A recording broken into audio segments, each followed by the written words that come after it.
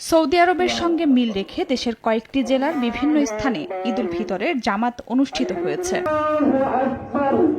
মাদারীপুরে ঈদুল ফিতর উদযাপন করেছেন ২৫ গ্রামের ৩০,০০০ মানুষ। সদর উপজেলার তাল্লুক সরকারি প্রাথমিক বিদ্যালয় মাঠে রোববার সকাল ৯টায় ঈদের প্রধান জামাত অনুষ্ঠিত হয়। জামাত শেষে একে অপরে কোলাকুলি করে আনন্দ ভাগাভাগি করে নেন। স্থানীয়রা জানান, পূর্বপুরুষদের প্রথা অনুসারে এই ঈদ উৎসব পালন করা হয়। সৌদির সাথে মিল করে আমরা নামাজ পড়ি, আমরা সব ইসি করে আমরা সারা জীবন এইভাবে পড়ে আসি। পূর্ববর্তী প্রজন্ম করছে এবং ভবিষ্যৎ প্রজন্ম এইভাবেই চলবে।